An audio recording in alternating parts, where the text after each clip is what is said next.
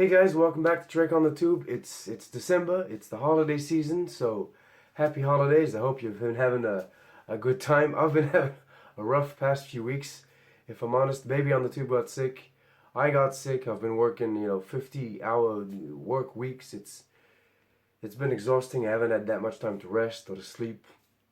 And yeah, but considering there's a bit of news that's been dropping, I thought maybe we could talk about it. I could go over just a few bullet points as quickly as possible. All right, let's jump in. For starters, as I was saying, it's the holiday season, so of course StarTrek.com wants to sell you Christmas things. And no, I'm not trying to get you to buy their products. I just wanted to mention this little video that they made for the occasion. It's presented and written by some of the team currently working on Star Trek Lower Decks, the upcoming adult animated comedy, and although it's not a clip from the show itself, it might give you an idea of what kind of humor to expect from it. I personally have high hopes for the animated sitcom and can't wait till we get that first trailer. Production on Section 31, what people are calling the Star Trek Discovery spin-off, is now underway. Remember, this is a show featuring Michelle Yeoh as Emperor Georgiou as lead. The show will be helmed by Erica Lippold and Bo-Yeon Kim, two of the Discovery writers. They've been working on this for a while now, developing the idea, I suppose, but now things are getting real. A writer's room has been assembled. Supposedly, the show will resemble the 1992 Clint Eastwood film Unforgiven, in which a former outlaw now living in retirement must return to action to stop a pair of dangerous criminals. I've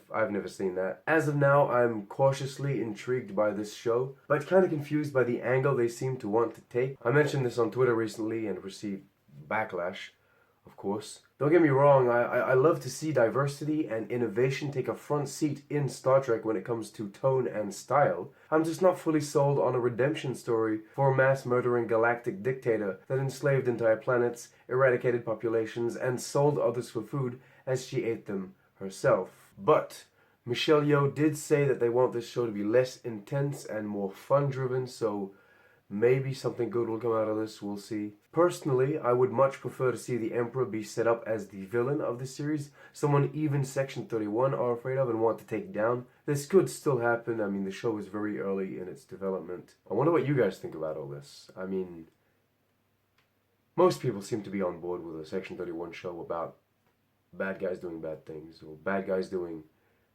good things, but I don't know. Moving on. Star Trek Picard is on its way. We're left with just under 2 months to wait, and I'm excited. I really am. The Star Trek story is finally moving forward. Yes, this feels a bit more like a side quest, rather than the actual main plot of the franchise, but one could argue that Star Trek Voyager was that as well. In any case, I'm happy to be moving into, or closer to, the 25th century, and I'm impatient. Now, there isn't really any news about the show itself, though I did want to share this.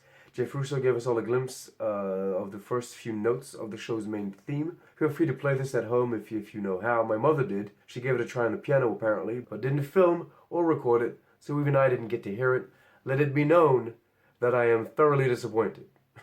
Anyway, for those that enjoy comic books, or that are just too impatient to wait for the actual show to come out, you can always read the tie-in prequel comics that IDW are releasing. The first issue is already out. It's called Star Trek Picard Countdown. I couldn't tell you if it's good or not, but I will tell you this. Many people are saying it's canon, as in it officially counts as being part of the Star Trek story. Take that with a grain of salt, because even if plot points from the comic book inspire some of the show, and vice versa, and even if this comic book doesn't contradict the rest of Star Trek seen on screen, the only things that officially count as canon are TV shows and movies. Keep in mind, it's only a matter of time until another comic book or novel comes around and contradicts this one, just as this one contradicts the other Countdown comic books that were also supposedly canon. I mean, it happens all the time. This is just how it is. Feel free to use the information from the comic books and novels to fuel your inspiration, for theory crafting and speculation, of course. That's no problem. But always remind yourself, if it's not on screen,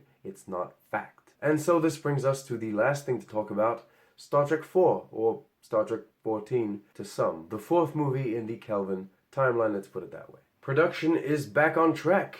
Yes, sir, it is. It's set to be written and directed by Noah Hawley, the genius behind the Fargo TV series. He's also the one behind Legion, but I haven't seen that. Fargo is amazing, however, on every level. Not only is the TV show just plain good, but it also respects the vibe and ambiance of the original movie. There are also big and small tie-ins to the original movie that help enrich the experience by so much. And the music on that show is impeccable. Seriously, if Hawley dives into Star Trek with as much passion and talent as he did Fargo, then I'm sure something good will come from this, and I'm super excited about it. I know it doesn't look like it, but I am. Although there is also the argument being made that Bad Robot, the J.J. Abrams production company behind the Kelvin Timeline, is simply afraid of losing its Star Trek deal. And so they're trying to pump out a movie as fast as possible in order to keep hold of the rights. I don't know how much truth there is to this, and the only mention I could find online was from conspiracy theorists, so maybe just keep this in the back of your mind, but don't come out of the video stating it as fact. I can't confirm it. To end this, you probably already assumed as much, but just, to clear it up, Chris Pine, Zachary Quinto, Carl Urban, Simon Pegg, and Zoe Saldana are already all confirmed to be returning. You can expect the others to return as well. Fingers crossed Sofia Boutella returns. Jayla was an amazing character. I think everyone unanimously enjoyed Jayla and Sophia's performance, so it'd be great to see her again. There you go. That's it from me. Thank you so much for watching. Remember to like, subscribe, share. You can support this channel on Patreon now, especially considering maybe every YouTube channel ever might have to demonetize their videos with this new COPA law. Anyway, hopefully this week will be less chaotic than the last few, and I'll be able to, concentrate on the channel a little more. I'm still working on that Borg video. Thank you for your patience. I'm sorry for the voice and everything. And yeah, what do you think about all this news? Live long and prosper.